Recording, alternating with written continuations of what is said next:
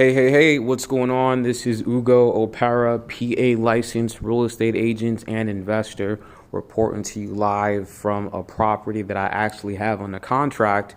And, the appraiser literally just left. So if you were following me on Instagram, you'll see that in my stories, I was having a conversation with the appraiser. I have no question about the value of this. This is going to come in at value. We're going to be good to go. But I never want to assume that I'm that guy that knows it all. So I always get the appraiser in here. I make all my deals contingent on the after repair value, the ARV.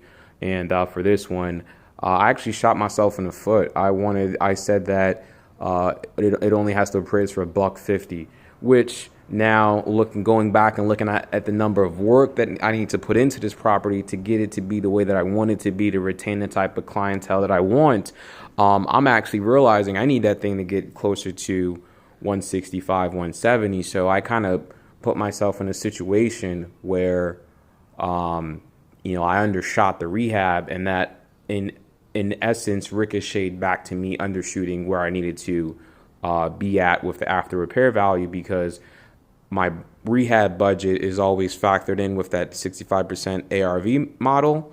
So that was, that's the issue with that one. But, fingers crossed. I was talking to the appraiser, and, she mentioned a couple of things. I think we should be fine with 180 as the ARV on something like this. And with 180, that's actually going to let me go in and add another bedroom in the basement. We'll talk about that downstairs. So what's going to happen is you come upstairs, and this is going to be a unit itself, right? There's going to be a bedroom over here, which is unfortunate because this bump out would have allowed us to do a deck, right? But what we're going to do is instead we're just going to push this out and make this bedroom a little bit bigger. So push this out, make the bedroom a little bit bigger, and just kind of close that off. So you have a bedroom here, and then over here you have bathroom and washer and dryer. And then from here, you'll have this kitchen, just got this common area, right? Because you're not, in essence, going to have a living room, which is something I'm not too comfortable with doing, right? I always want to add a living room. But the best way to make the highest and best use for this is to aim for $1,000 a month, right? So this was already original framing that was here from the seller. We're going to remove this, push it back to where I have this, I have this lined out. So what's going to happen is that literally from maybe this vent all the way down to maybe the end of the beginning of this window, it's going to be a kitchen / common area. And all I'm going to do is give you a kitchen that's going to give you a lot of countertop space, and then somewhere where you could put a table, and just kind of call it a day. That'll be that. And I'm a little nervous, not too sure how it's going to be received. But I think the pros of it though is that it is going to be 2-bedroom, 2 decent sized bedrooms, a really nice renovated unit. And, your living space, your living situation is going to be funky. So this is either going to be something that's going to get, ideally, with Section 8, ideally, I want to make sure that, and I gotta revisit their rule book and see what they say about not having a living room. But man, honestly, I could care less. I think that we're still going to be able to get $1,000 on this top floor unit, and that's what the goal is. The goal is to get $1,000 on this top floor unit and also get $1,000 on the bottom floor unit. And really, what happens is we need one unit to cover the overhead for the entire building, and then the other unit needs to be what we net. So the goal for this property is we want to clear about $1,000 a month. If it comes down to 900, 800, that's still cool, but we want to shoot for $1,000 a month. That's always my goal when I'm looking at property. My goal is to always try to get $1,000 a month, and running it from there. So let's go downstairs. So this is unit 1, unit 2 down here. So this is actually zoned as RM1, which means that by right I get to throw up the duplex. So what's going to happen is the staircases are 36, which I think they're already 36. I'm not too sure. 36 is how much you need as far as like clearance is concerned.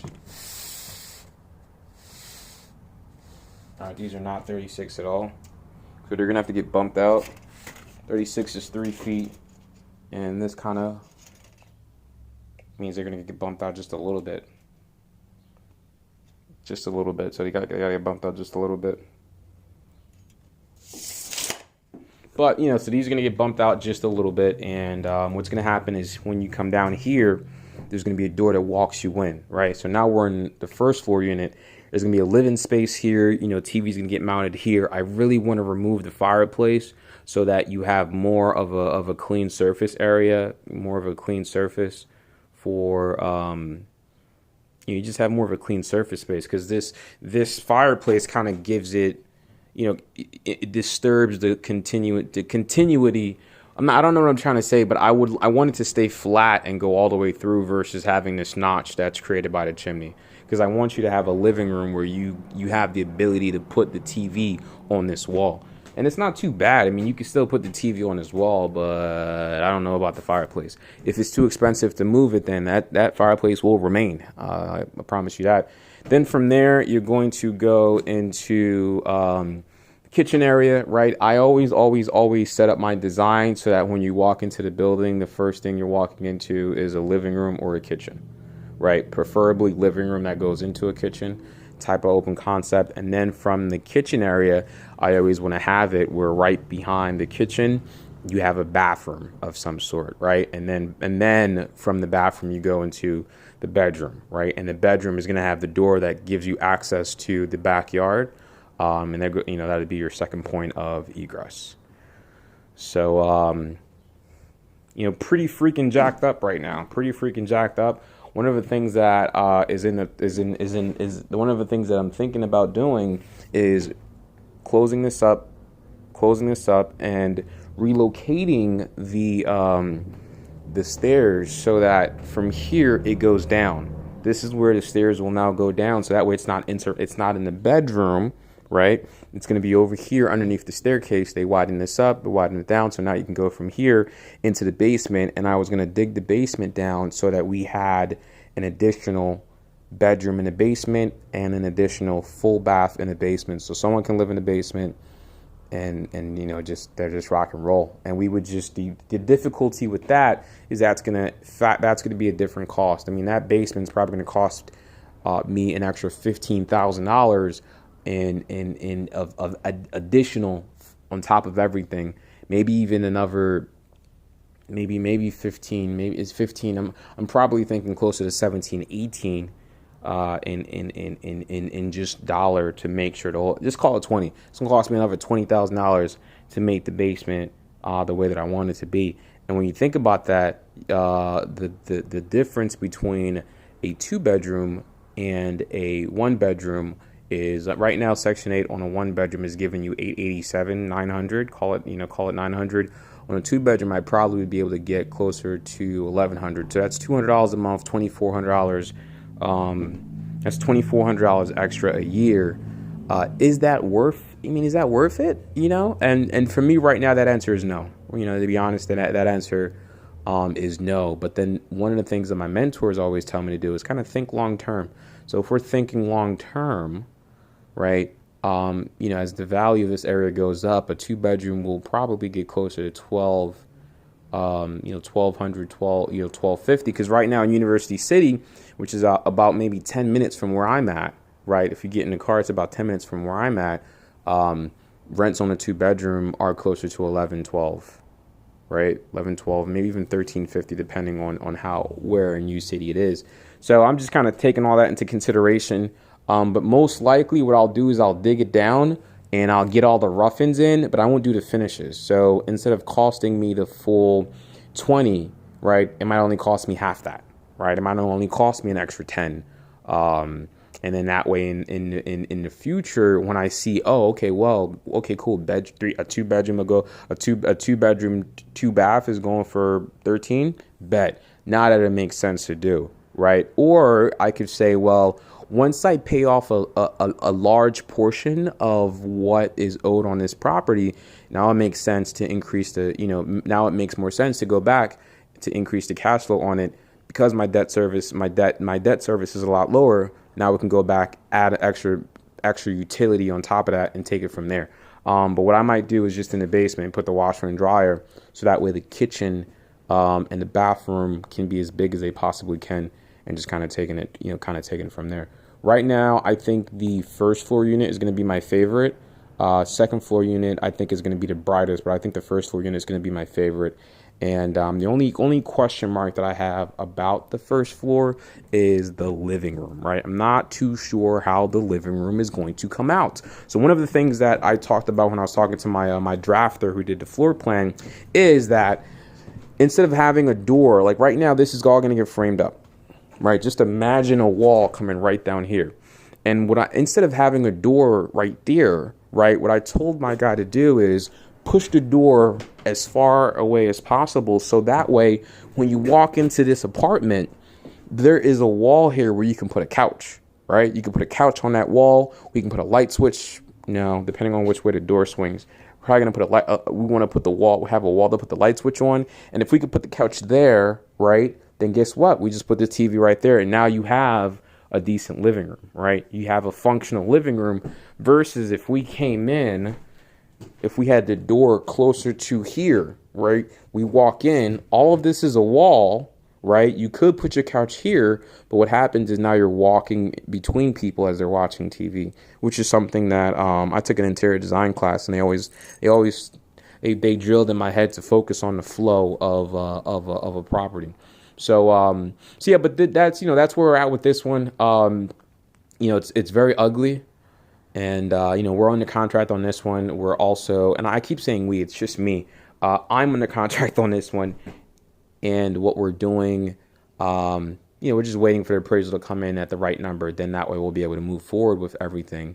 And, I'm really excited about this, a little bit nervous at the same time. Financially, this is, pulling this off while I'm still working on one more project that is kicking my butt. Is very scary. I mean, I am very nervous. I am very nervous. Yeah, no question about that. I'm very, very nervous. But I mean, there's no the numbers make sense. So I'm just willing to dive in and not miss out on the opportunity. I got to be very tight with how I'm managing the project, because that's what screwed me over at the other property that's running behind. And that's it. What I'm doing different now is for this project, I got my attorney. My attorneys are super duper involved, right? They are reviewing every contract that I have with a contractor, subcontractor, whatever the case may be. My attorney is involved in all aspects of that, because a lot of contractors, they tend to not have any respect on your name until they see that you're not here with the BS. And the moment they see that you're not here with the BS, then they get they keep their BS at home. And that's what I want to accomplish. I'm not with the BS. I want to get in and get out on these projects, and I want to pay everyone decent wages. But what happens is if I'm giving you a decent deposit and you're asking for more money when the work isn't done, yeah, we won't have a problem. I refuse to pay for work that's not done. Don't let any contractor bully you into anything else. So now what I'm doing is we have contracts that stipulate the same thing. So when we go to court, it's like, well, what the hell are you arguing for? The contract says you're paid by performance. You're not paid by how long you're at the job.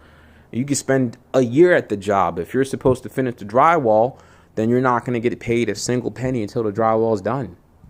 But anyways, let me get out of here. Tomorrow we'll talk about the appraisal, and then I think what I'll do is I'll probably put a link so you guys can see what the floor plan is on this one.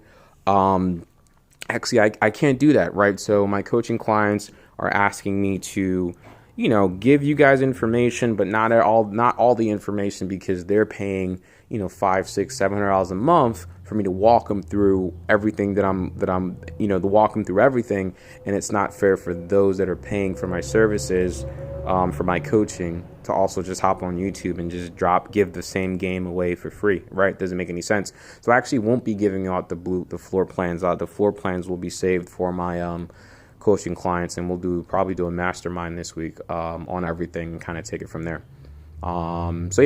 So that's that. Any questions, comments, or concerns, please feel free to reach out to me. Don't want this video to go any longer, so enjoy the rest of your day.